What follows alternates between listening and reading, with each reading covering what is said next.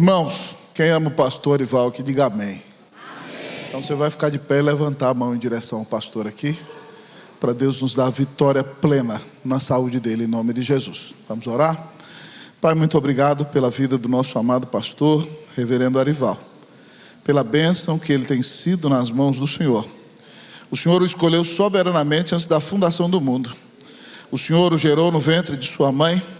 O Senhor o converteu a ti naquele dia que ele ouviu o Evangelho lá na Igreja Batista e foi convertido ao Senhor. O Senhor, Deus, ó Pai, tem quebrantado a vida do teu servo e tem usado a vida dele para a tua glória. Onde Arival tem posto a mão, o Senhor tem abençoado. E eu quero pedir que o anjo do Senhor que se acampa ao redor dos que o temem e o livre esteja ao redor dele. Pedimos ao Senhor que coloque a mão sobre a sua tireoide e o cure completamente em nome de Jesus, meu Deus. Que a cirurgia seja todo um êxito e que prontamente nós vejamos o amado pastor de volta desse púlpito, glorificando a Cristo e pregando a palavra com poder, para abençoar o rebanho para a tua glória. Seja com teu servo, dá ele vitória, nós precisamos dele com saúde, tem misericórdia de nós, Deus, restaura o teu servo, nós oramos em nome de Jesus, amém. Obrigado, pastorzão. Tamo junto. Irmãos, vamos abrir a palavra, não é para sentar não, que preguiça é essa, meu povo, é? Gálatas capítulo de número 2. Gálatas capítulo de número 2, nós vamos ler aqui versículos 19 e 20. Eu ia pregar no capítulo inteiro, mas nosso pastor Ival me disse que eu tenho meia hora, então eu tenho que ficar ligado, nós vamos ficar só nos versículos 19 e 20 mesmo nessa noite. Gálatas 2, 19 e 20, quem encontrou pode dizer achei. Quem não encontrou me ajude. Amém, ajuda aí, a irmã está pedindo, pelo amor de Deus, ajuda ela a abrir aí, 1, 2, 3, Gálatas 2, 19. Eu vou ler o 19 e você vai ler o 20 comigo. Assim diz a palavra do Senhor. Porque eu, mediante a própria lei, morri para a lei a fim de viver para Deus. Estou crucificado com Cristo, todos. Logo já não sou eu quem vive, mas Cristo vive em mim. E esse viver que agora tenho na carne, vivo pela fé no Filho de Deus, que me amou e a si mesmo se entregou por mim. Pai, dá glória ao teu nome, exalta Cristo.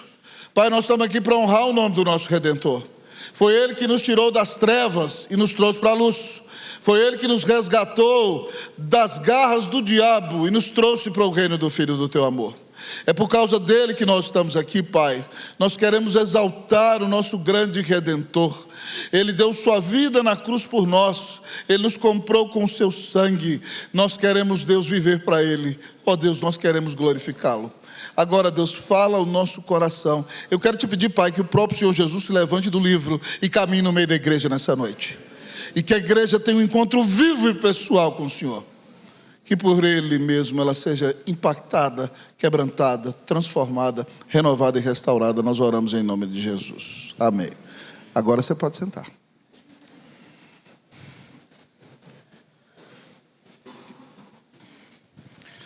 Crente não bebe muito não, mas come que é uma beleza.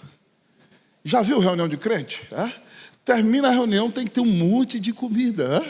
Uma vez um rapaz foi casar num lugar de cerimônia aí, e aí falou para o dono do lugar de cerimônia, falou assim, não vai ter bebida não, você não cobra mais barato, não. Aí o cara falou para ele, você é crente? Eu disse, não, então eu vou cobrar mais caro, porque crente come demais, sai mais caro do que quem bebe. É impressionante. Mas isso não é coisa só nossa do Brasil, não, irmãos, isso vem lá de antigamente. Eu vou usar aqui um artifício literário com você, chamado anacronismo, para você ficar comigo. Isso começou antigamente. Lá na igreja presbiteriana de Antioquia, não era presbiteriana, tá, pessoal? É isso que eu estou falando. Lá na igreja presbiteriana de Antioquia, houve uma grande conferência. O pastor titular lá era igual o pastor Ival, gostava de fazer conferência.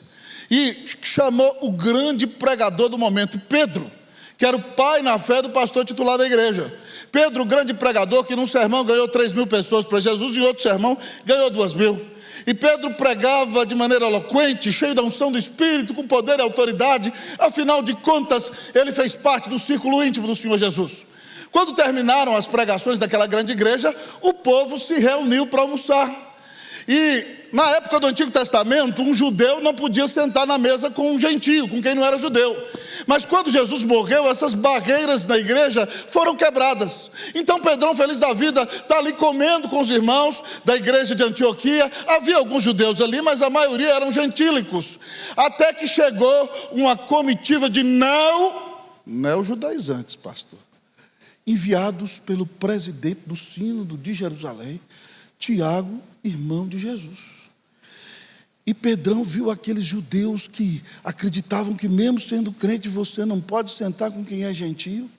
E alguns deles diziam que mesmo você sendo crente, para ser salvo, você tem que crer em Jesus e tem que se circuncidar. E Pedro, por causa da política e do temor ao homem, que era um pecado dele, ele já tinha negado Jesus porque ele temia homens. Ele então se levantou da mesa e deixou os irmãos que não eram judeus de lado, uma situação vergonhosa. E todos os judeus que estavam comendo com os que não eram gentios saíram da mesa. Uma gafe terrível naquele almoço da igreja. Irmãos, a situação foi tão dramática que até o reverendo Barnabé, que era o pastor titular da igreja, foi se levantando e deixando as ovelhas dele de lado. Graças a Deus havia alguém com juízo naquela reunião. O pastor auxiliar da igreja, Saulo de Tarso, o nosso amado apóstolo Paulo. Se tivesse uma mesa ali, Paulo tinha dado ditado: peraí, pessoal. Ele falou: por que é isso, Pedro? Você é judeu e vive como gentio. Como é que você quer obrigar os gentios a serem judeus? E aí ele diz aqui, amado irmão, no versículo de número 15 e 16, nós, judeus por natureza, não pecadores entre os gentios, sabendo contudo que o homem não é justificado por obras da lei, e sim mediante a fé em Jesus Cristo, também temos crido em Cristo Jesus, para que fôssemos justificados pela fé, e não por obras da lei, pois por obras da lei ninguém pode ser justificado. O que Paulo diz para Pedro aqui, irmão, e graças a Deus Pedro não retruca, é humilde e aceita a repreensão. Paulo diz para ele o seguinte: Pedro, não abra mão do evangelho. E essa mensagem é muito importante, sabe por quê? Porque as igrejas da Galácia foram plantadas por Paulo e Barnabé na primeira viagem missionária. Na Turquia, as igrejas da região da Frígia e da Galácia. E depois que Paulo e Barnabé saíram dali, veio uma comitiva da igreja de Jerusalém, de irmãos que ainda eram judeus, dizendo que Paulo e Barnabé estavam pregando uma mensagem equivocada. Que para você ser salvo, você não precisava somente crer em Jesus. Para ser justificado, você tinha que crer em Jesus. E se você fosse homem, você tinha que circuncidar-se. Você tinha que se tornar judeu. Então eles estavam dizendo que você precisava de Jesus e algo mais. Então Paulo, amado irmão, revoltadíssimo, escreve essa carta para confrontar a igreja que ele tinha evangelizado. Ele diz que ficou admirado como eles estavam abandonando tão rapidamente o evangelho. E ele diz nessa carta que se viesse um anjo do céu, ou qualquer um dos apóstolos aparecesse pregando o evangelho, fosse considerado maldito. E ele repete outra vez: eu vos digo, ainda que venha um anjo do céu, ou qualquer um de nós apóstolos, que preguemos outra mensagem que não é o evangelho, que seja anátema, que seja amaldiçoado. Paulo está mostrando para os Gálatas que nós não precisamos de Cristo mais alguma coisa. Nós só fomos justificados no tribunal de Deus porque cremos em Cristo como nosso Salvador. Nós só fomos adotados como filhos de Deus porque cremos em Jesus como nosso Salvador. Nós só fomos reconciliados com o Pai por causa da fé que temos na obra de Cristo Jesus. Nós estamos unidos espiritualmente a Cristo porque cremos nele como nosso único Senhor e Salvador. Usando a ilustração da confrontação que fez com Pedro, Paulo diz aos Gálatas: não abram mão do evangelho. Mas essa mensagem não é só para Pedro, nem só para os Gálatas, é para mim e para você. E nessa noite, o Senhor quer nos desafiar a olharmos para Cristo Jesus e entendermos, irmãos, que nós não somos aceitos no tribunal de Deus por causa do nosso desempenho, por causa da nossa eloquência, por causa da nossa capacidade teológica, por causa de todo o trabalho que nós fazemos para o Senhor, nem por causa da nossa confessionalidade. Nós somos aceitos diante de Deus porque Ele nos amou e mandou o seu único Filho para morrer na cruz do Calvário para pagar os nossos pecados. E todo aquele que crê que Jesus Cristo é o Filho de Deus, todo aquele que crê nele como único mediador entre Deus e os homens, todo aquele que crê nele como seu único Senhor e Salvador será salvo. Será justificado no tribunal de Deus, será aceito em sua presença, será perdoado de todos os seus horríveis, feios e tristes pecados. Que você não coloque nada no lugar de Jesus em sua vida, amém, meu irmão? Não abra mão do Evangelho. Pastor, como não abrir mão do Evangelho? Inicialmente o nosso texto nos diz: morra para si mesmo. Como não abrir mão do Evangelho? Morra para si mesmo.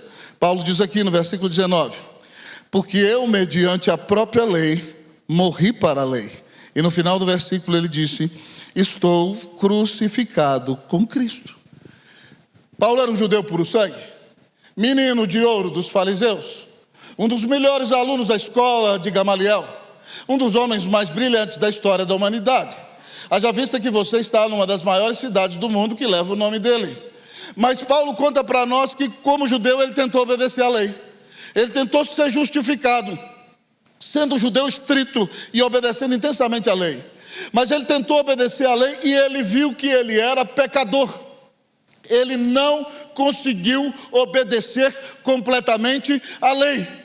E ao tentar obedecer à lei, não conseguindo obedecê-la, ele identificou que ele era alguém que estava morto espiritualmente. Ele diz: porque eu, mediante a própria lei, morri para a lei. A lei me mostrou que eu estava morto e eu não tinha capacidade de ser salvo por causa da obediência à lei. Então, quando eu criei em Cristo Jesus, o meu velho homem foi crucificado com o Senhor na cruz. Ele diz: eu estou crucificado com Cristo. Paulo está dizendo, amados irmãos, que se nós queremos viver uma vida cristã abençoada, nós temos que morrer para nós mesmos. E como dizia o reverendo Timothy Keller, nós precisamos nos arrepender das nossas más obras, isso é óbvio, mas também das nossas boas obras. Sim, nós temos que nos arrepender das boas obras que nós não fazemos para a glória de Deus. Quando você faz as coisas para receber o aplauso dos seus irmãos, para ganhar um tapinha nas costas, ou até para se sentir bem consigo mesmo, não tem uma pessoa tão generosa como eu. Não valeu de nada, porque você não fez essa boa obra para a glória de Deus. Então, se você não quer abrir mão do Evangelho, você precisa morrer para si mesmo.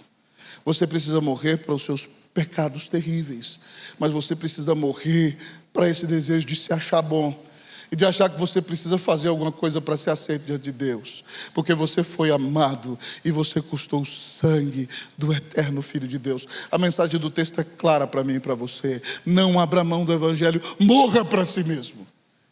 Queridos amigos e irmãos, para mim quem dá um exemplo disso na história da igreja foi um grande teólogo no qual João Calvino e Lutero beberam.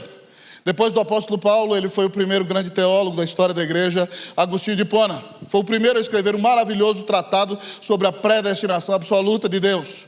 Homem tremendamente usado por Deus, Agostinho era filho de uma mãe crente. Cresceu num lar cristão, o pai dele era pagão. E de repente na adolescência ele se desviou. O pai dele o levou para estudar oratória e retórica em algumas das melhores escolas do mundo. Mas ele se tornou um jovem, um adolescente muito promíscuo e literalmente Agostinho pegava todas. A ponto de aos 18 anos já ser pai de um filho. E ele estava longe do Evangelho, abraçou uma filosofia persa chamada zoroastrismo.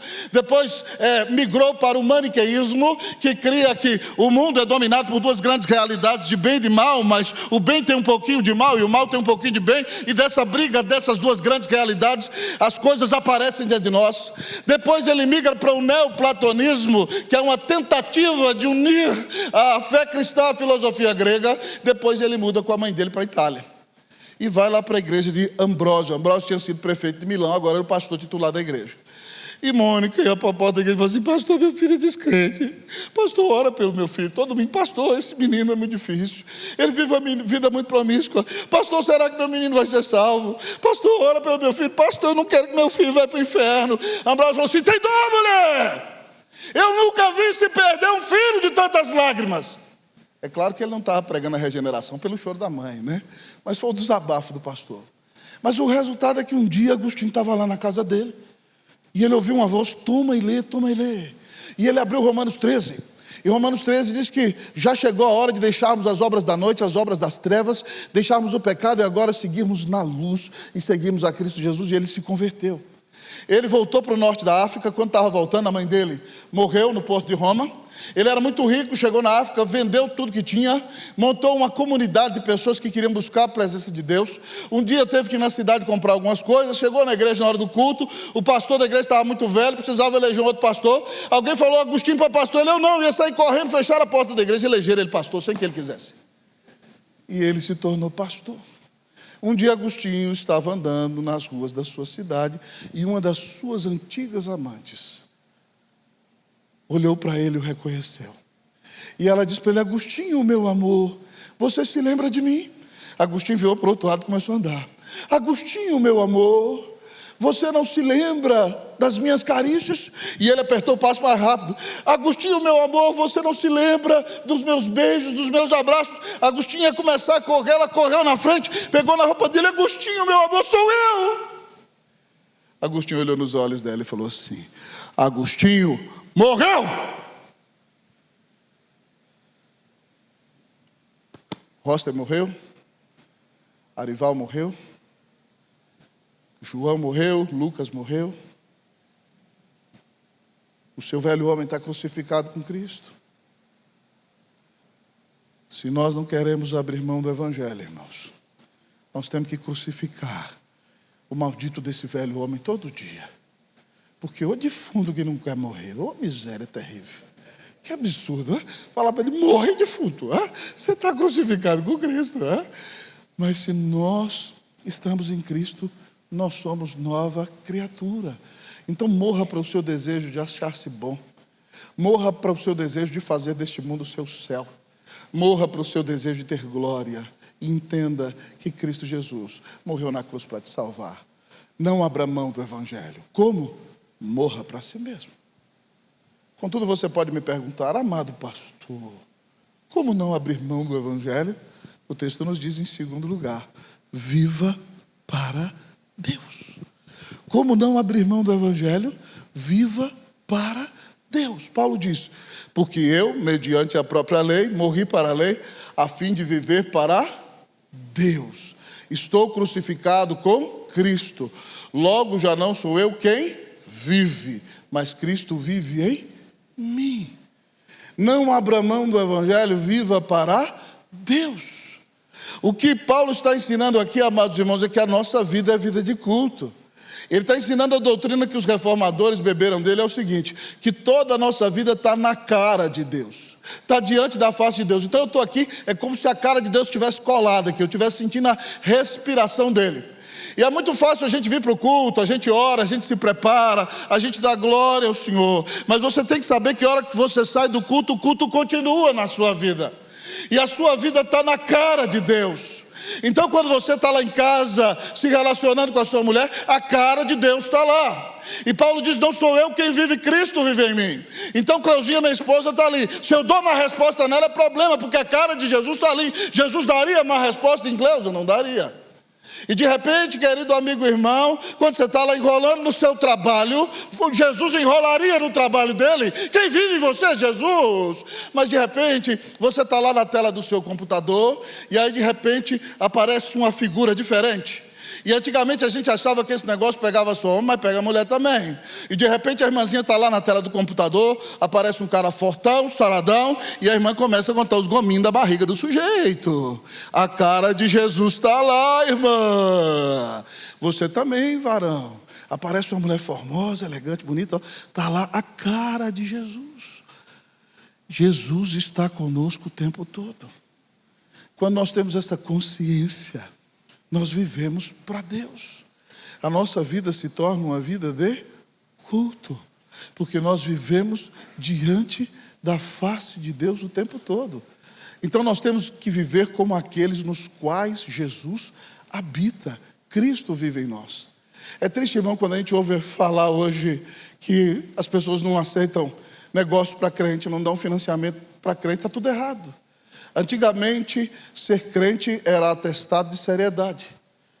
Você chegava no interior, se você era crente, ele falava assim, não, compra agora, paga depois, porque você é crente, eu sei que você vai pagar. Cristo vive em você. Você tem dado testemunho. Nós passamos agora a semana da reforma. E um dos 5 maiores pregadores que eu admiro na história da igreja é o reverendo João Calvino, irmãos, não tem jeito. Mas Calvino não queria ser pastor não, irmão. Calvino era um teólogo precioso, ele se converteu em 1536, lendo o Novo Testamento, traduzido pelo primo dele, Roberto Olivetano. Os valdenses pagaram para Olivetano traduzir o Novo Testamento. Calvino leu e se converteu. Logo que se converteu, foi para a biblioteca de um amigo, que tinha uma biblioteca grande, estudou, devorou tudo, se tornou um grande teólogo. A igreja precisava muito de material, ele escreveu um livrinho chamado Instituição da Religião Cristã, que depois ele foi aumentando o livro. E aquele livro se tornou uma febre na Europa. Calvino ajudou Nicolas Coppi, que era o novo reitor da Sorbonne, a faculdade de Paris, a escrever o discurso dele, era um discurso protestante. O povo quis matar Nicolas Coppi e Calvino foi obrigado a sair correndo de Paris, fantasiado de agricultor. Ele pegou os irmãos dele e falou assim, quer saber, vou para Estrasburgo, na Alemanha, eu quero me dedicar ao estudo da teologia. E lá, então, ele estava com essa expectativa, mas Francisco I, rei da França, estava em guerra com Carlos V, rei da Alemanha. Então, ele teve que desviar pela cidade do lago, passou em Genebra. Passando em Genebra, tinha acabado de abraçar a reforma naquela cidade o reformador Guilherme Farel. Ele convenceu os líderes da cidade a abrirem mão da autoridade dos duques, que eram católicos romanos e governavam aquela cidade. Então a cidade decidiu formalmente se tornar protestante, mas o povo não era convertido. Então, quando ele soube que Calvino estava ali, ele foi encontrar. Calvino, Deus te enviou aqui, rapaz. Eu precisava de você.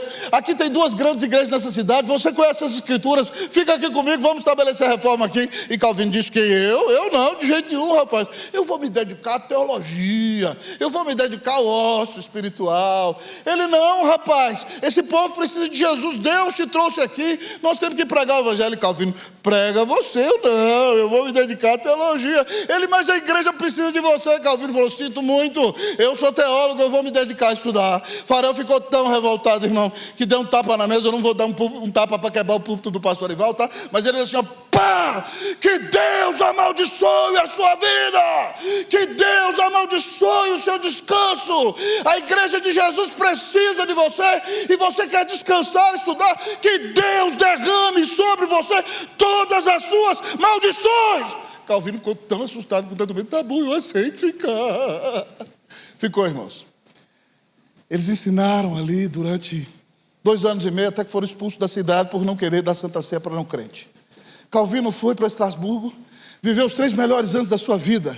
Lá casou-se com sua amada Idelete, deu aula de Novo Testamento no seminário, pastoreou uma igreja de 500 membros de fala francesa, estava feliz da vida. Depois de 3 anos, Genebra convida de novo. Ele, eu é que não vou. Genebra era complicado, irmãos. O partido inimigo de Calvino botava o nome dos cachorros de Calvino. Então, quando o reverendo João Calvino ia pregar de manhã na igreja, os inimigos dele falavam assim, Calvino, Calvino, ele leva para trás os cachorrinhos, tudo latindo. Na porta da casa de Calvino, de noite, eles pegavam espingarda de madrugada e ficava dando tiro. Eles odiavam Calvino. E Calvino, eu que não vou voltar para aquele lugar. Mas Martim Búcio, o pastor titular da cidade, fala, você tem que ir. Farel viajou de Neuchâtel e falou, você tem que ir. Calvino voltou, irmão. Sofreu muito ali, mas perseverou. Edificou a Universidade de Genebra, mandou missionários para vários lugares do mundo, até para o Brasil, e através do seu púlpito abençoou o mundo inteiro e muitas gerações. E eu gosto muito do lema de Calvino. Se você for estudar sobre isso, o lema de Calvino, o brasão dele é o seguinte, é uma mão com o coração dentro. E ele usa uma expressão latina, que era o inglês da época, a linguagem acadêmica, que diz assim, cor meu tibi ofero domine prompte et sincere, que significa, o meu coração te ofereço, ó Senhor, pronta e sinceramente. Você poderia me dizer que o lema da sua vida é, o meu coração te ofereço, ó Senhor, pronta e sinceramente? Charles Stanley disse que se Jesus Cristo é Deus e Ele morreu por mim, não existe sacrifício grande demais que eu possa fazer por Ele. Viva para Deus. Que nessa noite você diga para Jesus que te amou e te salvou. Senhor, eis aqui o meu coração. A minha vida é tua.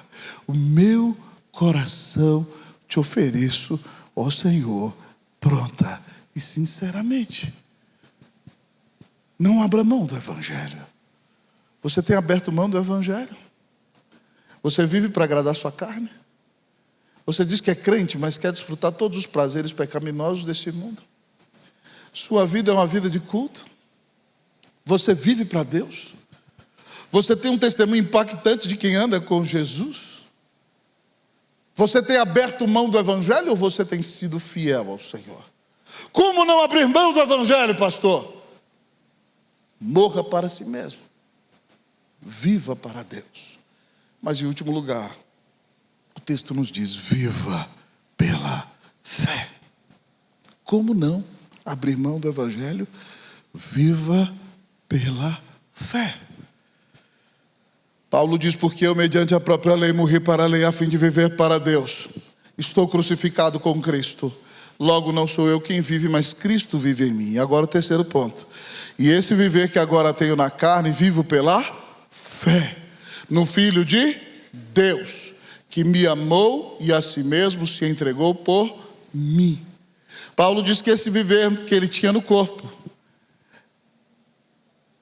era um viver no qual ele vivia pela fé.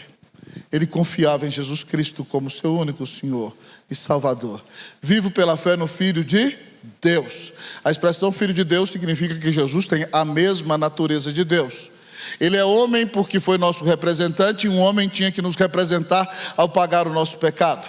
Mas somente alguém do tamanho de Deus poderia pagar uma dívida ao Deus eterno. Então ele é homem e Deus. Quando Paulo diz que Jesus é o Filho de Deus, ele está dizendo que Jesus é o próprio Deus feito homem sem deixar de ser Deus, que veio ao mundo e deu a vida na cruz para nos salvar.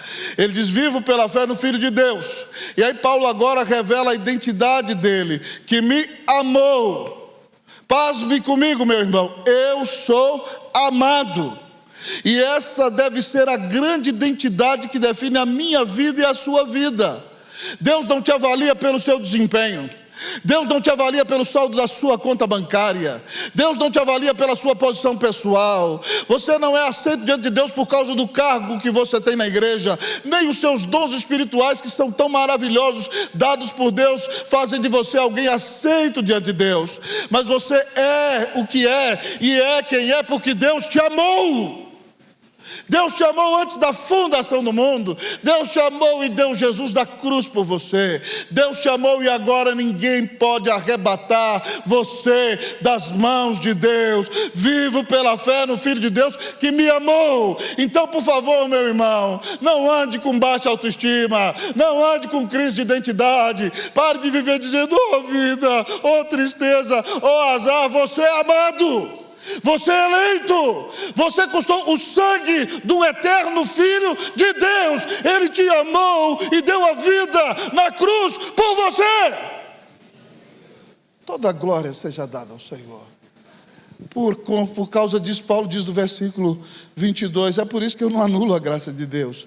Porque se a justiça fosse pela obediência à lei, Cristo teria morrido em vão. Mas Cristo me amou. Ele morreu por mim.